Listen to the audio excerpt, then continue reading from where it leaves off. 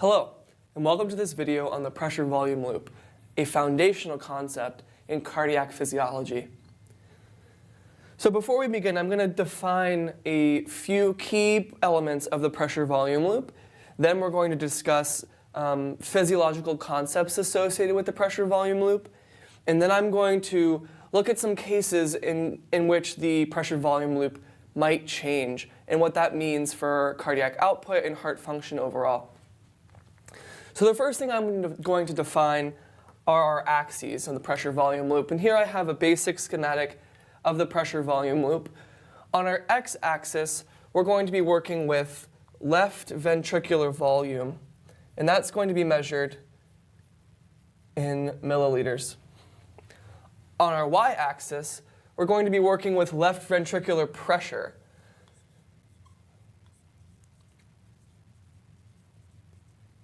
And that is going to be measured in millimeters of mercury. The next thing I'm going to define are the four main lines that you see making up this loop. And each of these underlie four main cardiac events that really are the most vital in cardiac function. The first I'm going to define, starting here in the bottom left, in this small curve, is going to represent ventricular filling.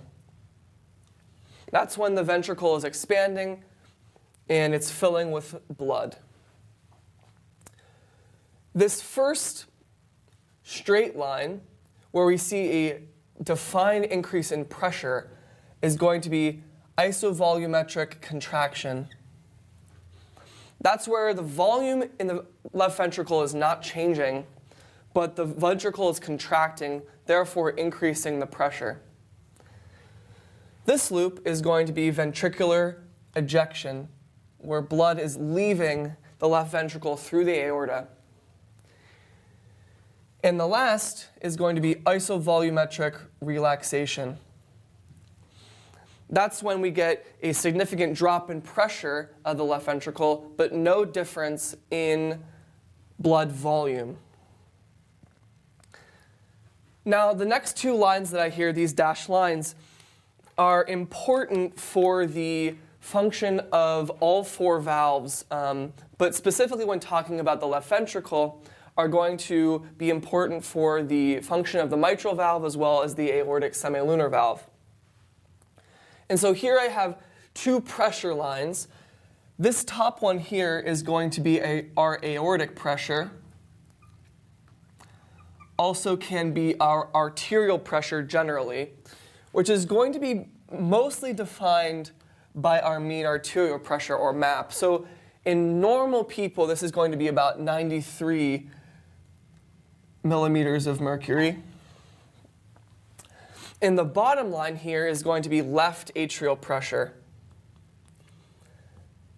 You notice that this left atrial pressure is much lower than the aortic pressure.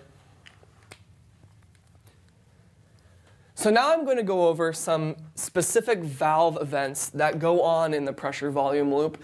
And these are the kind of the four turning points in the cardiac cycle that ensure that blood is flowing from the correct chamber to the correct location. So we're going to start here at the bottom of isovolumetric, at the end of isovolumetric relaxation, and the beginning of ventricular filling. So ventricular filling occurs from the left atrium to the left ventricle. And this valve, the mitral valve, is going to open.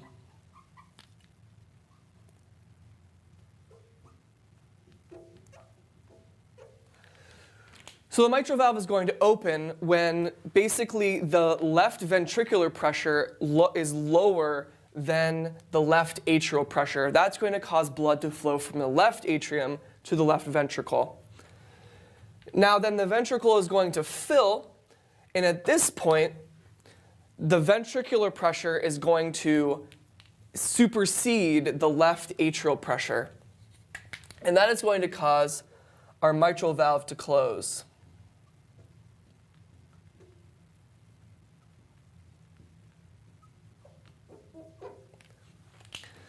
Then we're going to get a contraction of the ventricle, otherwise known as systole, and we're going to get an isovolumetric contraction where the volume isn't changing, but the pressure is rising significantly. Then, when the left ventricular pressure supersedes the aortic pressure, we're going to get the opening of the aortic semilunar valve. At that point, we're going to get ejection of blood from the left ventricle out through the aorta, because at this point the ventricular pressure is greater than the mean arterial pressure. The last valve event is going to be when the aortic valve closes,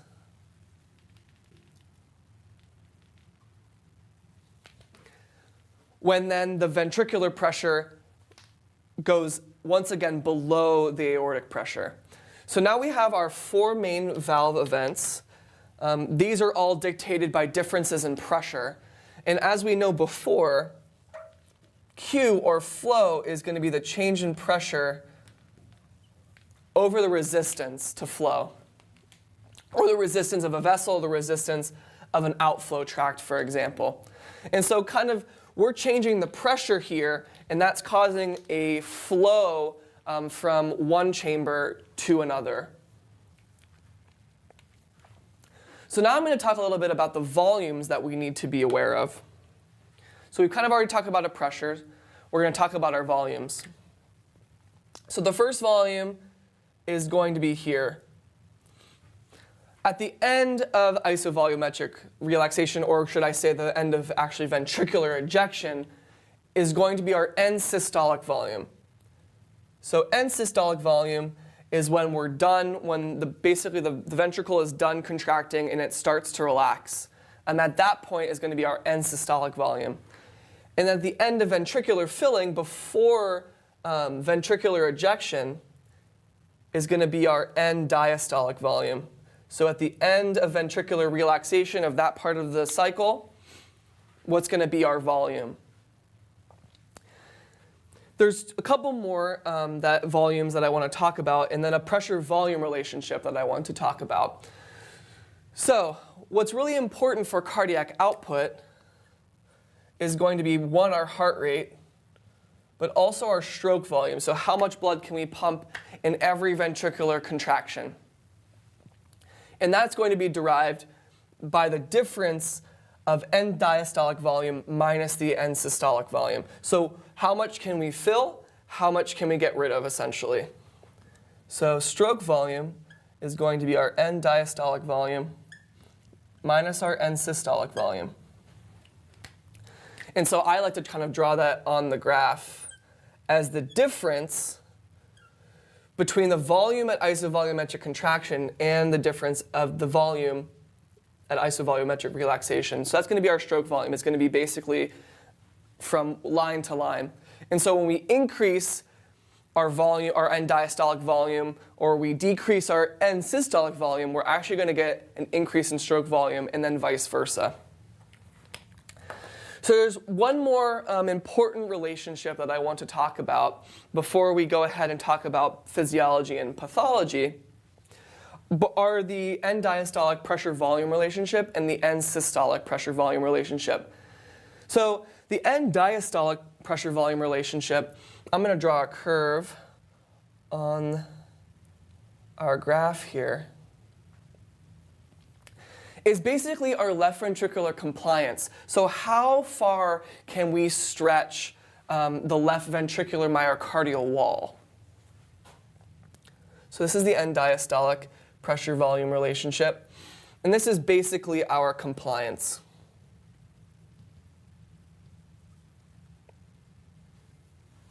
So how far can we stretch?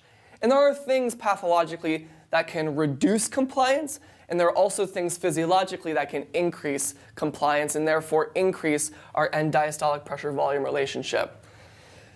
And the other, basically the other side of this pressure-volume relationship is the end systolic pressure-volume relationship. And I'm going to draw that curve right here. And that's basically how hard can our heart contract. So when we increase the end systolic pressure-volume relationship, we basically are impacting contractility of the heart. And so we can shift this to the left, or basically increase the amount of the heart's contractility through positive inotropy or any sort of drug that's going to make the heart pump harder. We can also decrease it in the case of heart failure, other heart pathologies that basically make the heart weaker. So if the heart gets weaker, we basically can't eject as much out of our left ventricle, and I'll talk about that in a little bit later. So now that we developed our schematic for our pressure volume loop, I'm now going to talk about a couple of physiological concepts that play into this loop. So the two main physiological concepts that I'm going to discuss are going to be preload and afterload. And these are tied directly to our end diastolic and end systolic volume. So preload is going to be our end diastolic volume, and afterload is going to be our end systolic volume. So if we increase preload, we're going to increase our end diastolic volume, vice versa. If we increase our afterload, we're going to increase our end systolic volume, and vice versa. There are a few things also that I want to talk about related to some changes that happen physiologically to this loop as a result of either sympathetic control or pharmaceuticals that affect both the beta-1 and alpha-1 receptors. So recall that if we stimulate or agonize the beta-1 receptors on the heart, we're going to get an increase in contractility.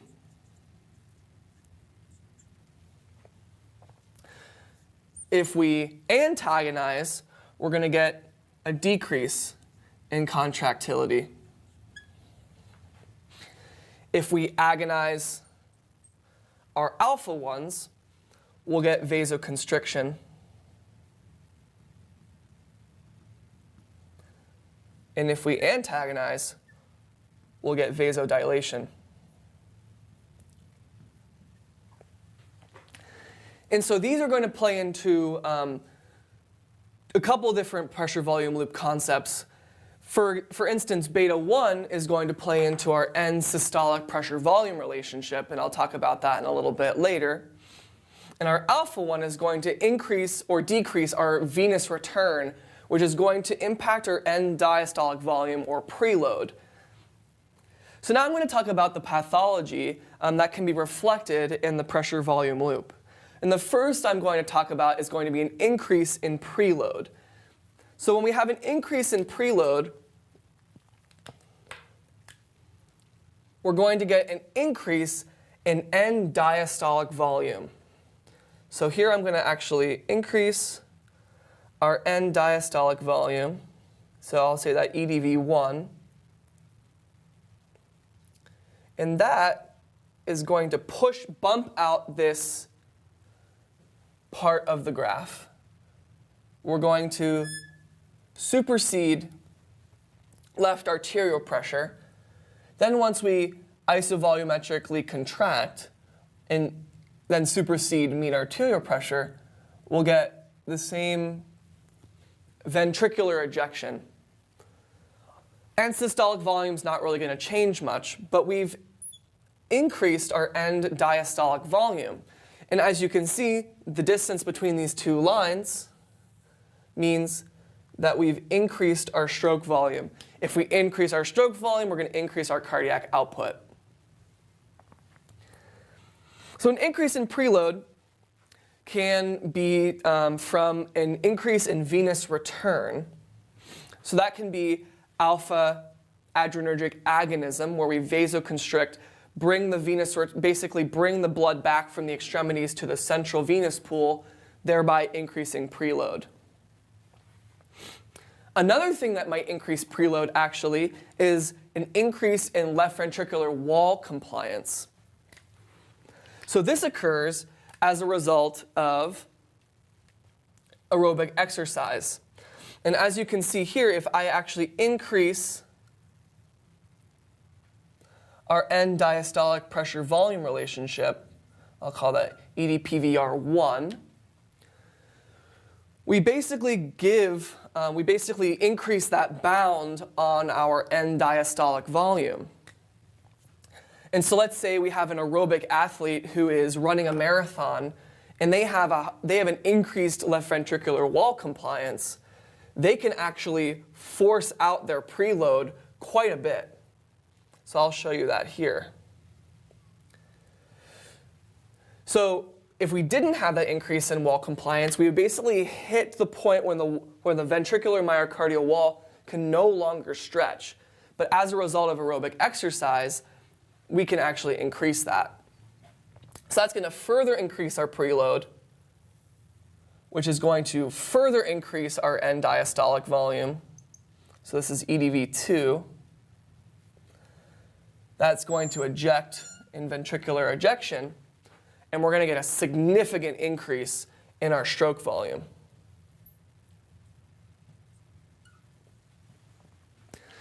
So this is all by affecting preload. I do want to mention, though, in the case that we have an increased compliance through Frank-Starling relationship, we can also expect an increase in the contractility of the heart. So not only is this going to increase preload, but it is also going to increase heart contractility and decrease afterload, which we'll get to in a little bit. Now I want to talk briefly about what might decrease preload. And I think this happens quite frequently in pathologic cases where either the venous return to the heart is decreased or even the compliance of the heart is decreased, therefore decreasing the amount that the ventricle can actually fill before contraction. So I'll go into a couple of those scenarios right now. So let's say we get a decrease in venous return. Maybe the patient is hypotensive, or they have some other pathology that's going to decrease the amount that is going to come back into the heart. So we're decreasing the blood volume before it even gets to the heart. Additionally, we could have mitral valve stenosis where this mitral valve is either closer together, it doesn't open appropriately, it has calcifications that result in the blood not really adequately getting from the left atrium to the left ventricle. Additionally, we can have issues with myocardial wall compliance. Let's say they have a diseased myocardium, maybe they have a previous myocardial infarction that's going to decrease compliance of the wall. So basically it's not really stretchy anymore. It's kind of just either floppy or it doesn't really stretch and then contract through Frank-Starling law. So I'm going to kind of show those both on the graph here. So let's say we have either a decrease in venous return or we have a stenotic mitral valve. That's going to decrease our end diastolic volume. So I'm going to draw that right here. So let's say we have just a decrease in end diastolic volume. So we're basically going to still have the same end systolic volume, but basically we're going to not really reach its full potential as a result of the heart's compliance. And then we contract, and we get the same ventricular ejection at the same pressure because we're not changing mean arterial pressure, but our stroke volume is going to be significantly depleted. So that's kind of the first example of how just a decrease in venous return is going to impact stroke volume. As I mentioned before, we can also have a decrease in your end diastolic pressure volume relationship, or compliance. So I'm going to call that EDPVR -1. And so we might be getting the same we could potentially be getting the same venous return from the vascular system, But the issue is that the heart actually can't stretch as much as it normally should. And as a result, we're going to basically hit a wall, essentially, where the myocardium just can't stretch anymore. And we're going to get the same decrease in preload and the same reduction in stroke volume. Next, I'm going to talk about pathologies that impact afterload. Now, in terms of pathology, afterload is actually going to be a mirror of preload. And the reason I say that is that you actually have an increase in afterload as a result of a pathology rather than a decrease in afterload. So think we're widening and narrowing our stroke volume. And that helps me kind of understand why an increase in preload is good for cardiac output, and then a decrease in afterload is good for cardiac output. So what could increase afterload? Now, our ventricular ejection. So think about what are some pathologies that could impact ventricular ejection. And now flow, as we mentioned before, is determined by pressure and resistance. So if we increase resistance, we're going to decrease flow, and if we decrease pressure, we're going to decrease flow. So the first thing that I'm going to mention is going to be an increase in mean arterial pressure or aortic pressure, and that happens when people are hypertensive. And so if we basically increase our aortic pressure, we're basically fighting against the pressure created by left ventricular contraction, and that's going to decrease ventricular ejection. Additionally, we can get aortic stenosis. So I'm going to draw an aortic valve here, where basically this doesn't open appropriately, and you kind of get a jet of blood through, and it doesn't really overcome the pressure of the arterial system as well as if the aorta wasn't stenotic. So I'm going to talk about those right now. So the first is going to be an increase in mean arterial pressure. So I'm going to actually draw a new mean arterial pressure. So now what has to happen is that the left ventricle has to pump harder to basically overcome the mean arterial pressure and open that aortic semilunar valve. So when we do that, so we're going to have to pump harder to get that aortic valve open. Then we're basically going to eject blood as much as we possibly can until we reach our end systolic pressure volume relationship. So I'm actually going to redraw this real quick. Until we hit our maximum heart contractility, and then we're going to get our isovolumetric relaxation. So look, what did that do to our curve here? It increased our end systolic volume, and thereby decreased our stroke volume. So we've narrowed our pressure volume loop, but through a different mechanism. And remember that the ventricle, is limited, again, by its compliance, but also by its contractility. So if we increase the mean arterial pressure, the ventricle can only compensate for that to a certain extent unless we increase our heart contractility, which I'll get to when we talk about increases in afterload. So we talked about an increase in afterload as a result of an increase in MAP, but it's pretty similar when we talk about aortic stenosis. So for aortic stenosis, we're actually going to get a decrease in our end systolic pressure volume relationship because the heart can't quite work as efficiently as if the aortic semilunar valve was patent as normal. So we're going to get basically a very similar relationship where the afterload is going to be decreased, but we're actually going to get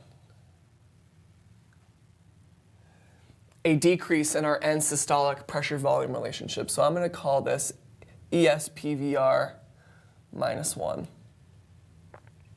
And so we are not changing our mean arterial pressure necessarily, but we're going to reach a limit of ventricular contraction that is basically going to cause a fall in our ventricular ejection. So similarly, we're going to get an increase in end systolic volume. Next, I'm going to talk about decreases in afterload. Most of these are non-pathologic and are as a result of a healthy heart or an increase in heart contractility. So, if we're going to increase our heart contractility, we're going to increase our end systolic pressure volume relationship. So I'm going to call this ESPVR 1. And remember back to our discussion on adrenergic receptors and how if we agonize beta 1, we're going to increase our heart contractility. That can also be through sympathetic control mediated through norepinephrine. So if we increase our heart contractility through positive inotropy, we're basically going to get an increase in our ventricular ejection. So we can push all the way to the heart, and we can empty the heart even more efficiently.